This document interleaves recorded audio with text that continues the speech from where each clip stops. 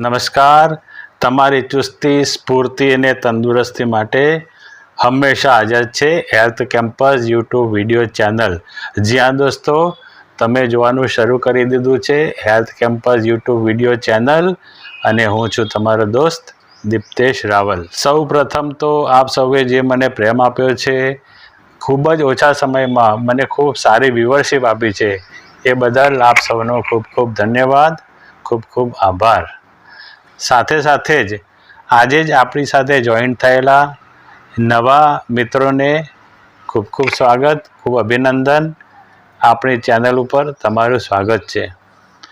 જે દોસ્તો આપણી જોડે નવા જોડાયેલા છે એમને ખાસ જણાવી દેવાનું, આપણે હેલ્થ કેમ્પસ ચેનલ ઉપર આરોગ્યને લગતા વિવિધ વિષયો ઉપર ખૂબ જ તલસ્પર્શી અને ખૂબ જ અગત્યની માહિતી આપી રહ્યા છીએ, અને એ પણ ગુજરાતીમાં અને ખૂબ જ સાદી ભાષામાં, સરળ ભાષામાં બધાને ખબર પડે એવી રીતે આપણે પ્રસ્તુત કરી રહ્યા છીએ.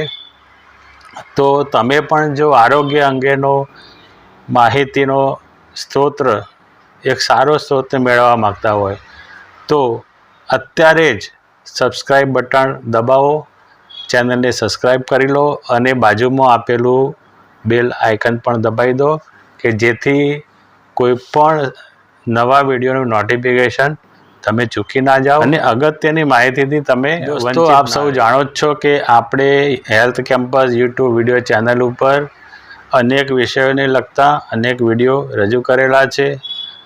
કિડનીની હેલ્થ, હૃદયની હેલ્થ, કોલેસ્ટ્રોલ, ડાયાબિટીસ, વિટામિન્સ, આવા જુદા જુદા વિષયો પર આપણે સતત તમને માહિતી આપીએ છીએ, તમને માહિતગાર કરીએ છીએ અને તમારા નોલેજમાં આપણે વધારો કરી રહ્યા છીએ. દોસ્તો આપણી હરાવો ડાયાબિટીસ સિરીઝ ચાલુ છે. હરાવો ડાયાબિટીસની સિરીઝની અંતર્ગત આપણે ડાયાબિટીસને લગતા ઘણા બધા વિડીયો રજૂ કર્યા છે, અને એમાં તમારી માહિતી સતત વધે, તમારું નોલેજ સતત વધે, અને તમારું નોલેજ સતત વધવાથી તમારી તબિયત દિવસે દિવસે સારી થતી જાય. તમારી તબિયત દિવસે દિવસે જ્યારે સારી થતી જશે ત્યારે તમારી પ્રગતિ વધશે, તમારી આર્થિક પ્રગતિ વધશે. આ જ શુભ આશય સાથે આપણી ચેનલ શરૂ કરવામાં આવી છે, અને આ જ શુભ આશય સાથે આજનો વિડીયો હું તમારી સમક્ષ લઈને ઉપસ્થિત. તો આજે એક એવા વિષય પર વાત કરવાની છે કે જે વિષયની ઇન્ક્વાયરી મારી ઉપર ઘણી બધી આવી છે, અને એક્ઝેક્ટ એ શું છે એ જાણવા માટે ઘણા બધા આપણા સબસ્ક્રાઈબર્સ, આપણા દર્શકો પ્રયત્નશીલ છે. જ્યાં દોસ્તો એ સબ્જેક્ટ છે કે આપણા બ્લડનું લેવલ કેટલું હોવું જોઈએ, અને એ લેવલ માપવાથી આપણને શું ફાયદો થાય, આપણે લેવલ કેમ માપવું જોઈએ, અને લેવલ માપવાના અલગ અલગ કયા પેરામીટર્સ છે, ક્યારે ક્યારે માપવું જોઈએ. તો આ બધા જ પ્રશ્નોના ઉત્તર માટે આજનો આ પહેલો વિડીયો છે. એ પછી પણ થોડા વિડીયો આવશે અને તમને A to Z બધી જ માહિતી ખૂબ જ ડિટેલમાં અને ખૂબ સરળ ભાષામાં તમને આપીશ, અને આ વિડીયો જોયા પછી તમારા મનમાં કોઈ પ્રકારનો ડાઉટ નહીં રહે. તો ચલો આપણે શરૂ કરીએ. દોસ્તો બ્લડ શુગરના માપનું જ્યારે વાત આવે છે ત્યારે અલગ અલગ રીડિંગો અલગ અલગ સમયે લેવામાં આવે છે. એક રીડિંગ છે કે ફાસ્ટિંગનું જે સવારે લેવામાં આવે છે, બીજું રીડિંગ આપણે બપોરે જમ્યા પછી 2 કલાકે લેવામાં આવે. એક ત્રીજું માપ છે જે 2 થી 3 મહિનાનું એવરેજ માપ નીકળતું હોય છે, અને એક ચોથો ટેસ્ટ છે એને GTT કહે છે.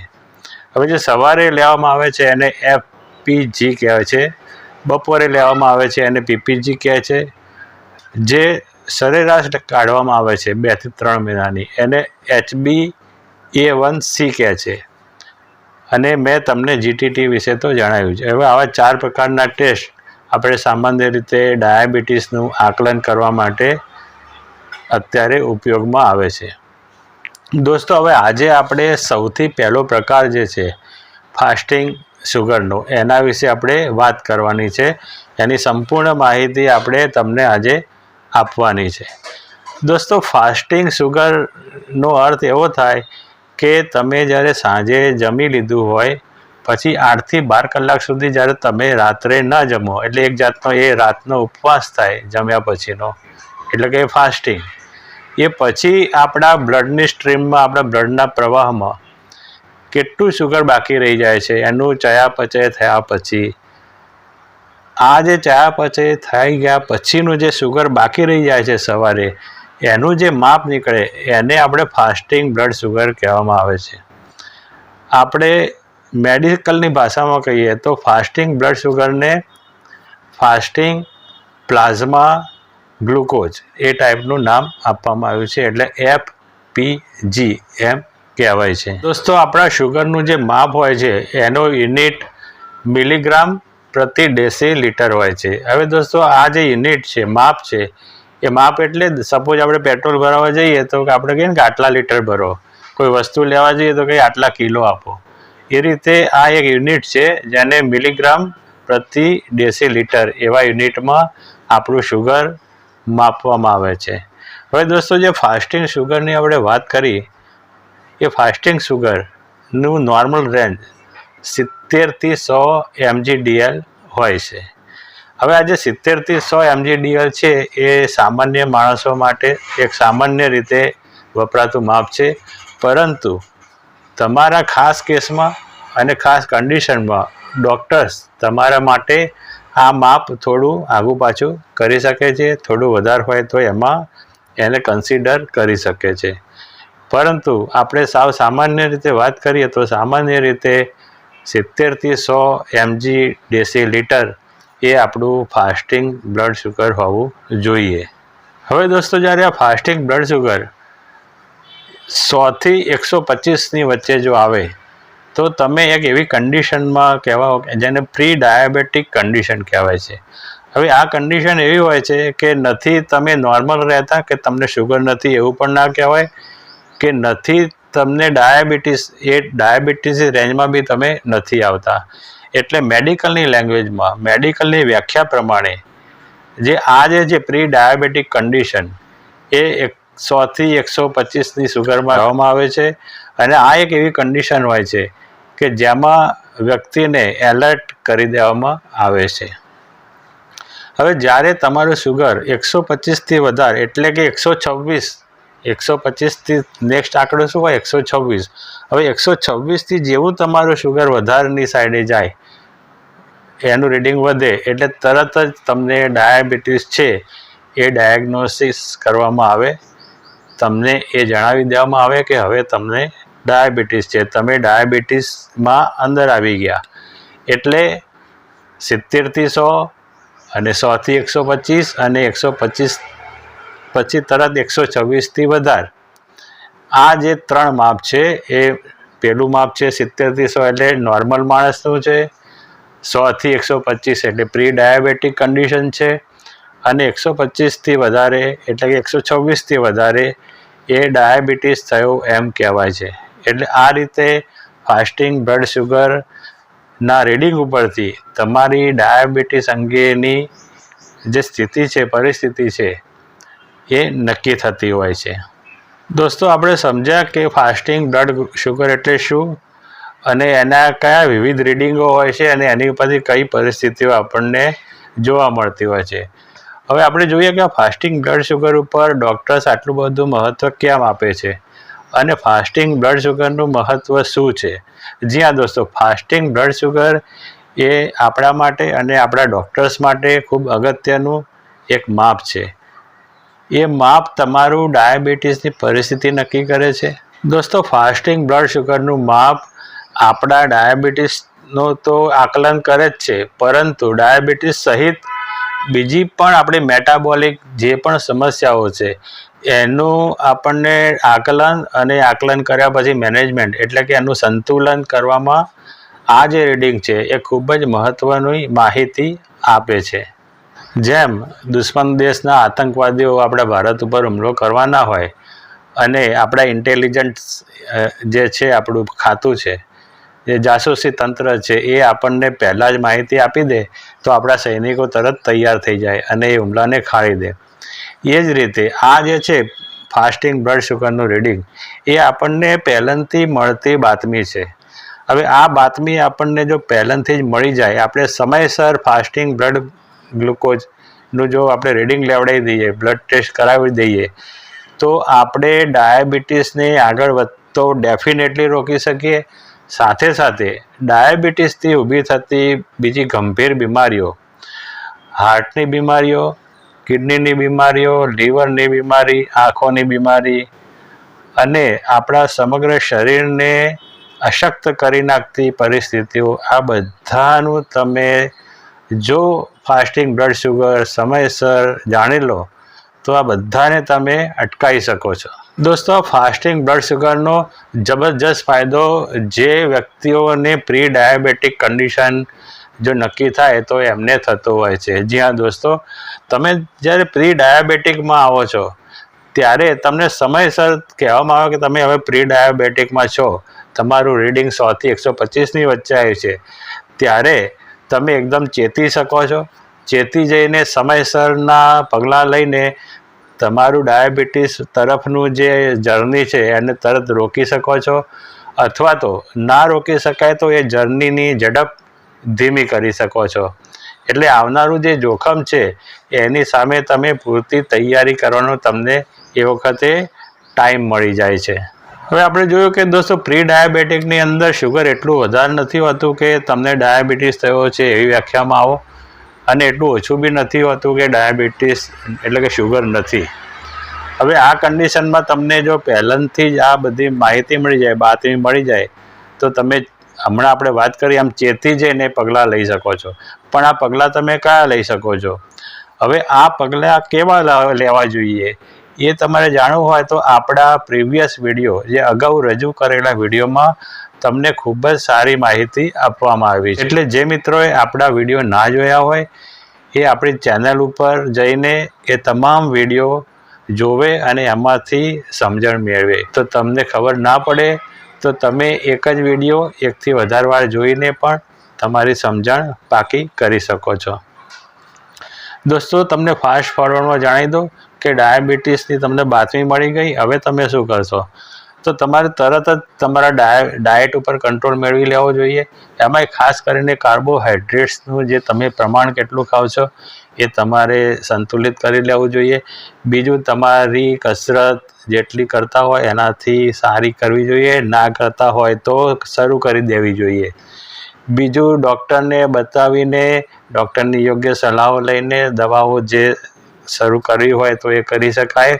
બાકી તમે અમુક જે આપણા પ્રીવિયસ વિડીયોમાં બતાવ્યા છે એ જે ઘરેલું નુસ્ખા છે એ પણ તમે થોડા શરૂ કરી શકો, જેથી તમારું શુગર, જે તમારું ડાયાબિટીસ થવાનું જોખમ આવેલું છે, હવે એક લટકતી તલવાર છે, એ લટકતી તલવાર તમારાથી દૂર થઈ જઈ શકે. અને આ જે કન્ડિશન ઊભી થઈ છે કે હવે આપણને ખબર છે કે જો ધ્યાન નહીં રાખીએ તો આપણે ડાયાબિટીસમાં જતા રહીશું. એટલે આપણે જો તરત ચેતી જઈએ અને તરત જ બધા ફેરફાર આપણા જીવનમાં કરી દઈએ તો આપણને ડાયાબિટીસ થતો આપણે 100% અટકાવી શકીએ છીએ. અને કોઈ એવી કન્ડિશન હોય કે અટકાવી તો નહીં શકાય એ ટાઈપનું જો તમને ડૉક્ટર જણાવે તો કમસે કમ એ કન્ડિશન આવવાનો ટાઈમ તમે વધારી શકો છો. અને કદાચ ડાયાબિટીસ આવી પણ જાય તો એ મેનેજેબલ મેનરમાં, એટલે કે ખૂબ વધારે પડતું ના થઈ જાય કે એને કંટ્રોલ ના કરી શકાય અને પરિસ્થિતિ બધી આલક ડોલક થઈ જાય એટલી ખરાબ પરિસ્થિતિમાં તમે નહીં પહોંચો. એટલે દોસ્તો, ફાસ્ટિંગ ડાયાબિટીસનું જે આ રીડિંગ છે એ જે પ્રી ડાયાબિટીક્સ છે એમના માટે ખૂબ જ ક્રુશિયલ છે, ખૂબ જ જરૂરી છે. એટલે જરા પણ વાર કર્યા વગર તમારું પિરિયોડિકલી દર 2-3 મહિને ફાસ્ટિંગ બ્લડ શુગર માપી લેવું ખૂબ જરૂરી છે. હવે જે મેં આ 2-3 મહિના કહ્યા એ તો જેમને શુગર નથી અને એમને ખાલી વોચ રાખવી છે એમના માટે છે.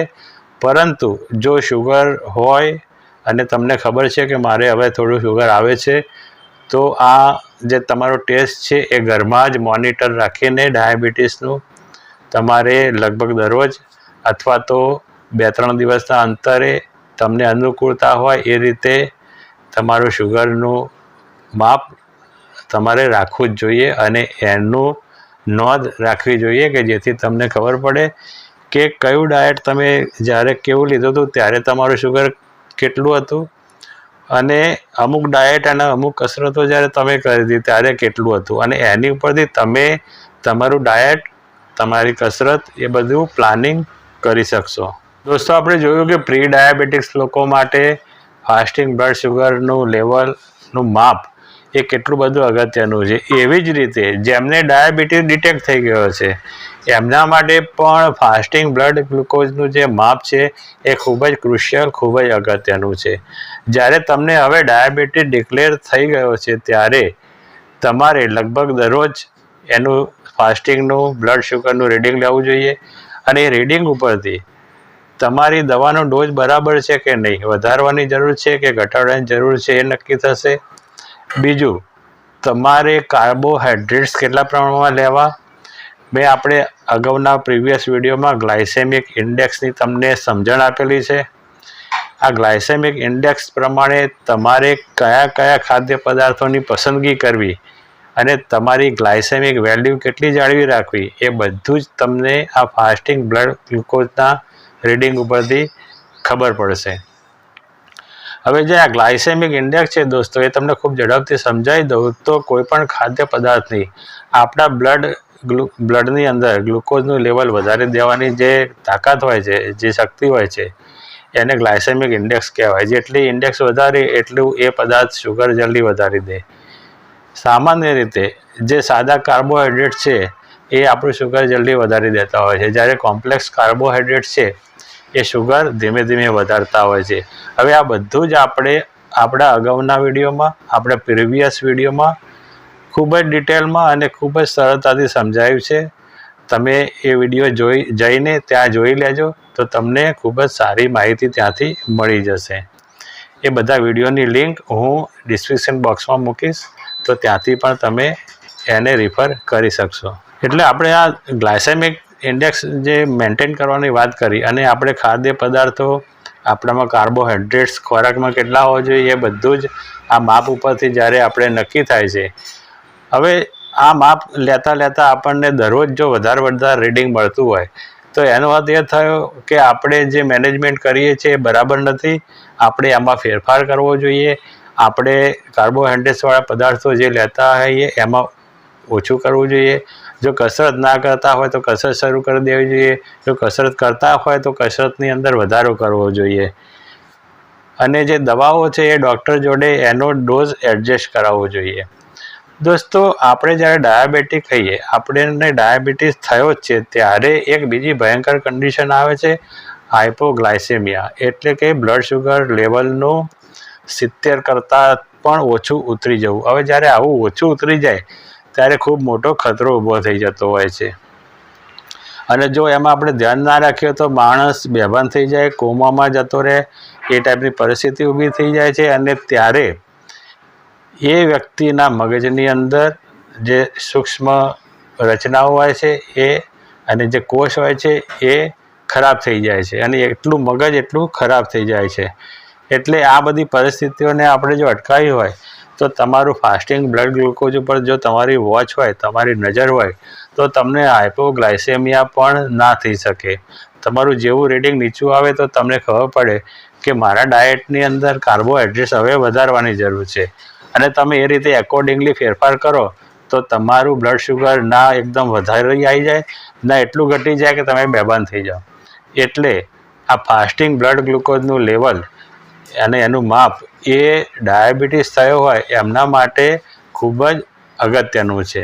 હવે આપણે વિડીયોની શરૂઆતમાં જણાવ્યું હતું કે ડૉક્ટર્સ તમારી કન્ડિશન પ્રમાણે આ જે માપના પેરામીટર્સ છે એ એડજસ્ટ કરી શકે છે.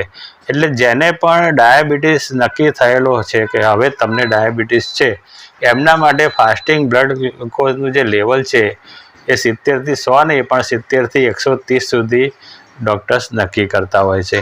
એ એટલા માટે કે તમને હાઇપોગ્લાયસેમિયા ના થઈ જાય, તમારા બ્લડમાં શુગર એટલું બધું લો ના થઈ જાય કે તમે બેભાન થઈ જાઓ. કેમ કે તમારી દવા ચાલુ હોય છે. હવે જ્યારે દવા પણ ચાલુ હોય અને તમે એ જ વખતે જો તમારા કાર્બોહાઈડ્રેટ્સ લેવાનું ઓછું ખૂબ કરી દો, અથવા તો તમે કોઈ ભોજન સ્કીપ કરી દો, તમે એક ટાઈમ જમો નહીં, અથવા તો ભૂલથી તમે દવા વધારે લઈ લીધી હોય, અથવા બીજી કોઈ પણ કન્ડિશન એવી ઊભી થઈ જાય કે તમારું શુગર લેવલ એકદમ નીચું જતું રહે, એકદમ ઓછું થઈ જાય, 70 કરતાં પણ ઓછું થઈ જાય, તો એ વખતે તમને મેં આગળ જણાવ્યું એ બધી તકલીફ થતી હોય છે. હવે આવી તકલીફોને નિવારવા માટે આપણા જે મેડિકલ સિસ્ટમ છે એમણે ફાસ્ટિંગ બ્લડ ગ્લુકોઝનું લેવલ છે એ 70થી 130 નક્કી કરેલું છે. દોસ્તો, આ રીતે આપણે જોયું કે ફાસ્ટિંગ બ્લડ સુગરના લેવલનું જે માપ હોય છે એ આપણને આપણા ભવિષ્યમાં આવતી કોમ્પ્લિકેશન્સ અને જે જોખમો છે એ બધાથી આપણને બચાવે છે. આપણને સમયસર બાતમી આપે છે, સમયસર ચેતવણી આપે છે અને આપણને એના એકોર્ડિંગલી એના પ્રમાણે પગલાં ભરવા માટેનો ટાઈમ આપે છે. તો દોસ્તો, ફાસ્ટિંગ બ્લડ સુગર ખૂબ જ મહત્ત્વનું છે, ખૂબ જ આપણા માટે ઇમ્પોર્ટન્ટ છે. એ તમે આજના વિડીયો પરથી જાણી જ ગયા હશો. દોસ્તો, આપણે ફાસ્ટિંગ બ્લડ સુગરનું મહત્ત્વ સમજ્યા અને આપણે શુગર વધારે આવે તો શું કરવું એ સમજ્યા. આપણે સમજ્યા કે જો શુગર વધારે આવે તો આપણી લાઈફસ્ટાઈલ ચેન્જ કરવી પડે, આપણું જીવન બેઠાડું જીવન હોય તો એક્ટિવિટીવાળું કરવું પડે, આપણી કસરતનું પ્રમાણ વધારવું પડે, જો ના કરતા હોય તો સ્ટાર્ટ કરી દેવી પડે અને આપણા ખાનપાન એટલે કે આપણું ડાયટ આપણે સુધારવું પડે. સાથે સાથે આપણે ડૉક્ટરની ટ્રીટમેન્ટ શરૂ કરી દેવી પડે. નિષ્ણાત ડૉક્ટરની સલાહ વગર કોઈપણ વસ્તુ આપણે ના કરવી જોઈએ. સાથે સાથે આપણે ખૂબ જ પોઝિટિવ અપ્રોચ સાથે આપણા ઘરમાં ઉપલબ્ધ અમુક જે વસ્તુઓથી ડાયાબિટીસ ઓછું થતું હોય એનો પણ પ્રયોગ આપણે સ્ટાર્ટ કરી દેવો જોઈએ. કઈ કઈ વસ્તુઓથી આપણું ડાયાબિટીસ કંટ્રોલ થઈ શકે છે એ બધી જ માહિતી આપણા પ્રીવિયસ વિડીયોમાં છે. એ વિડીયો રિફર કરીને તમે માહિતી તો આજે આપણે ફાસ્ટિંગ બ્લડ સુગરના લેવલનું માપ એનું મહત્ત્વ સમજ્યા અને કેટલું હોવું જોઈએ એ પણ સમજ્યા. સાથે સાથે આપણને એ પણ જાણ્યું કે એ આપણા માટે ખૂબ અગત્યનું છે, આપણને ચેતવણી આપે છે. સાથે સાથે મેં થોડું તમને એક ડાયાબિટીસની પરિસ્થિતિ ના જ આવે અને આવે તો શું કરવું એનું પણ શોર્ટમાં તમને જણાવ્યું છે. આ વિડીયો તમને કેવો લાગ્યો એ ચોક્કસ જણાવજો. જે મિત્રો આપણી સાથે આજે જ જોડાયા છે એ બધાને હું ફરીથી કહું કે તમે આપણી ચેનલને તરત જ સબસ્ક્રાઈબ કરી લો અને સબસ્ક્રાઈબ કરવાથી તમને ખૂબ જ સારી અગત્યની માહિતી તમારી જ લેંગ્વેજમાં અને ખૂબ જ સરળ શૈલીમાં જાણવા મળશે. તો સબસ્ક્રાઈબનું બટન દબાવી દો, બાજુમાં આપેલું બેલ આઇકન પણ દબાવી દો. અને હા દોસ્તો, તમને આ વિડીયો જો પસંદ આવ્યો જ હોય તો લાઈક કરવાનું ભૂલતા નહીં.